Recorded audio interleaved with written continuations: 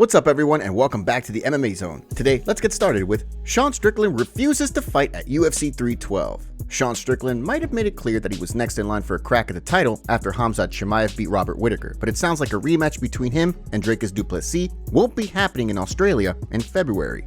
And before we continue, make sure to leave a like on the video to help support the channel. With the lightweight title fight between Islam Makhachev and Arman Tsarukyan, rumored to be the headliner for the UFC's January pay-per-view card, it looked like a fight between DDP and Strickland could be a possibility for the UFC 312 card in Australia in February. In a post on social media this week, Strickland made it clear that the pair won't be running things back down under. "I'm not fighting in Australia. We're thinking Vegas in March. I have love for the Aussies, but I don't think your government likes me, which I take as a compliment. Hate speech isn't real, and I'll always speak up for my kangaroo homies. Freedom." Even though Strickland wants to run things back, DDP has been saying that he wants to fight Khamzat Chimaev next because that fight gets him more excited than a rematch with Strickland. During an episode of Submission Radio this week, he weighed in on the middleweight title picture. "Right now, we should have an answer soon, but I'm more than happy to fight in Australia in February. But also, if it has to be in March in Vegas, I'm more than happy to do that as well. In terms of opponent, obviously, Dana said that Strickland was the next guy, but after that performance of Khamzat, that's a fight that gets me really excited, and I think the whole world, the fight world, excited. I think it's a fight where it's something I haven't seen before, something I haven't done before, and it would be great, it would be awesome for me to go out there and beat a guy like Khamzat, but I mean, if the UFC decides that we're doing the Strickland fight, I'm more than happy with that as well." If Chimaev does not end up getting the next crack at the title, expect him to fight the winner of the DDP Strickland fight. Renato Moicano reveals bad news. Renato Moicano has been tearing through the lightweight division over the past few years. Since losing to Rafael dos Anjos in 2022, Moicano has rattled off 4 straight victories, including 2 back-to-back finishes in his 2 most recent fights. After picking up a win over Benoit Saint-Denis in Paris back in September, many fans figured that Money Moicano was done for the year considering his gnarly shoulder injury, but according to him, the UFC offered him a chance to headline the UFC Fight Night Tampa card in December. During an episode of he and Gilbert Burns' Show Me the Money podcast, Moicano revealed that he accepted a fight on December 14th, but his opponent turned down a potential bout. They offer me the main event for December 14th first. And you say yes? Of course I say Someone yes. say no. Someone say no. Main event, Money Moicano was to be the main event one more time, but the opponent, he say, you know what? I don't want that smoke. After that, they say any day. No, not yet. I'm still waiting. Yet. I'm still waiting, but I'm pretty sure I will fight January. No word yet on who the UFC wanted Moicano to fight, but fans have been clamoring for a bout between him and Paddy the Baddy for months. Considering the Baddy had been pretty open about not making the cut back down to 155 before the end of the year, he could very well have been the one to turn the fight in Tampa down. Whether or not that was the case, it sounds like the MMA world is still holding out hope for a fight between the two in the new year. Kamaru Usman accepts UFC 310 fight with Shavkat Rakhmonov. Since Belal Muhammad pulled out of his UFC 310 fight with Shavkat Rakhmonov in December, there's been tons of talk about Rakhmonov fighting another top-ranked contender like Kamaru Usman or Leon Edwards for an interim title. The Nomad has been pretty open about wanting to fight Usman, but some fans were not sure whether the former champ would be interested in stepping in on short notice, considering he's on a 3-fight skid, and his last fight was a short-notice fill-in against Khamzat Chimaev. During this week's episode of he and Henry Cejudo's Pound for Pound podcast, Usman said that he's ready and waiting for the UFC's call. The UFC's going to call who they think is going to be legit, tough enough, and man enough to step in there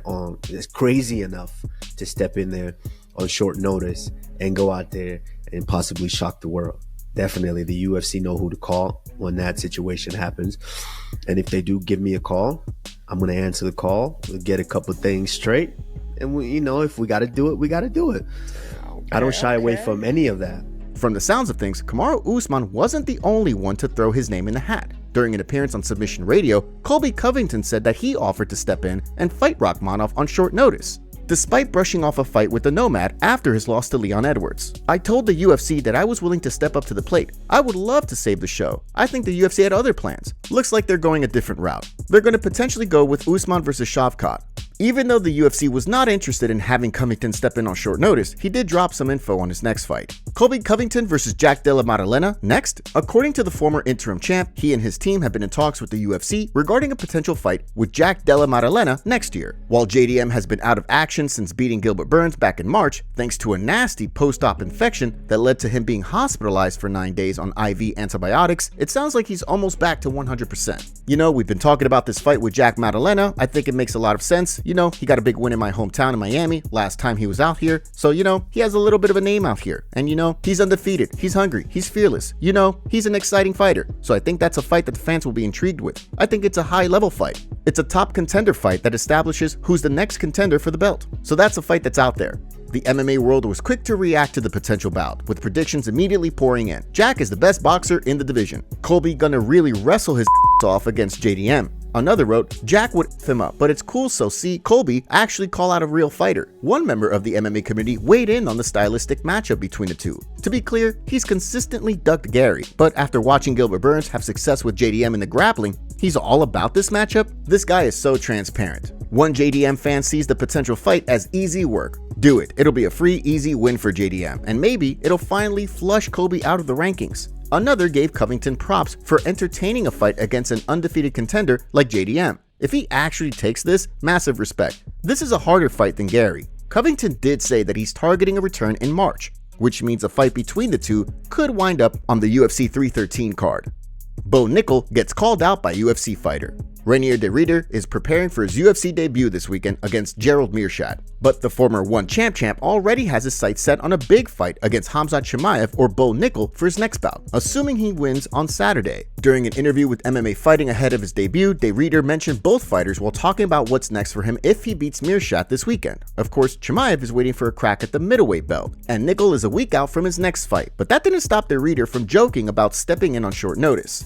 Yeah man, like Khamzat and Bo Nickal would both be amazing. That might be a nice next step. Bo Nickal, he's fighting a grappler, right? So maybe we can do something to Paul Craig. Distract him a little bit. I can jump in. But it'll be after this fight, most likely. Yeah, that's a fun one. Bo Nickal already outlined his plan to get into title contention leading up to his fight with Paul Craig, saying that assuming he wins the fight, he's targeting a ranked opponent for his next one. Even though RDR probably won't wind up getting ranked with a win at the Apex this weekend, he did say that getting a win isn't enough and he needs to finish Meerschaert if he wants to prove himself as a top fighter, which could attract a fight with Nickal, who's made it clear that he has no problem taking his time while working his way up the rankings, considering he's only been fighting MMA for a few years. Dana White reveals shocking news to Tom Aspinall. The UFC president is pretty confident that the winner of the Jon Jones Stipe Miocic fight will stick around to fight Tom Aspinall for the undisputed title, even though the MMA world is expecting either one or both of the fighters to retire, win or lose. Miocic has made it pretty clear that he won't be making any big announcements regarding his future ahead of the fight, and has explained that going all the way back to his UFC debut, he approaches every fight with a mindset that it could be his last. Meanwhile, Bones has teased retirement on more than one occasion and has made it sound like he's most likely retiring after his fight with Miocic, and even if he doesn't retire, he probably won't be fighting Tom Aspinall. During an interview with TNT Sports, Dana White explained that he believes the winner will stick around to unify the title, considering the fact that when both fighters were working their way up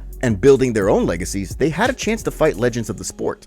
I truly believe that whoever wins this fight, competitively, the way these guys are wired and the reason they're both massive legends in the sport, they're not gonna just ride off into the sunset without settling the dispute with Tom Aspinall. Also, when you think about Jon Jones becoming the youngest champion in heavyweight history and all the things that Stipe has accomplished, they were given opportunities, when they were young. And I think that they will reciprocate. Ahead of the fight, one thing is certain. Tom Aspinall will be in attendance next weekend and hopes to fight whoever wins the belt in New York City. Jon Jones denies fight with Tom Aspinall, plus calls out Alex Pereira. Dana White might be expecting the winner of the upcoming Jon Jones Stipe Miocic fight to stick around for a title unification fight with Tom Aspinall. But it sounds like if Jones wins, he is not planning to fight the interim champ. During an interview with Kevin Iola this week, Jones said that he more than likely would not stick around for a fight with Tom Aspinall because a win over Aspinall doesn't do much for his legacy at this stage of his career.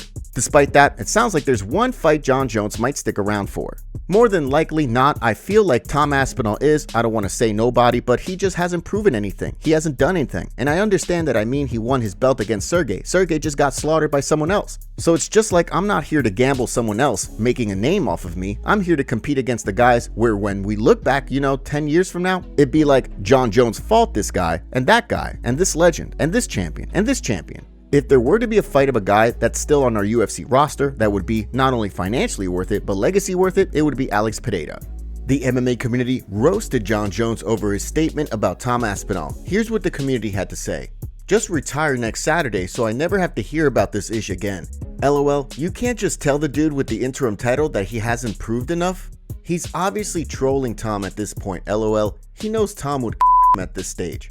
To be honest, I always see Tom getting the short end of the stick, and when Jon retires, the division will be pretty much dead because Aspinall had beaten almost everyone. I don't know why they ever did that interim title belt, knowing Jon was never gonna fight him.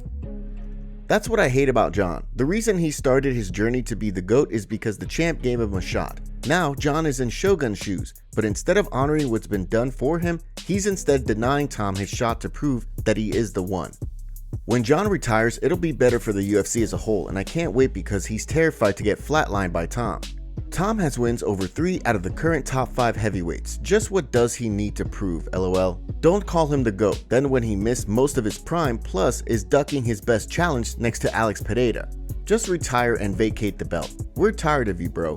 Thanks, you had your time. Now give Tom a chance. For reference, the last person to earn a fight against Jones was 1-1 in his last 2 and lost to the only good fighter he ever fought. Considering Pereira has been non-committal about a move to heavyweight and is expected to defend his belt against Magomed Ankalaev next, the odds of a fight between him and Jones happening seem pretty slim. On top of that, with Tom Aspinall waiting for a chance to either unify the heavyweight title or be promoted to undisputed champion, the promotion may not be cool with Jones holding up the division with another legacy fight.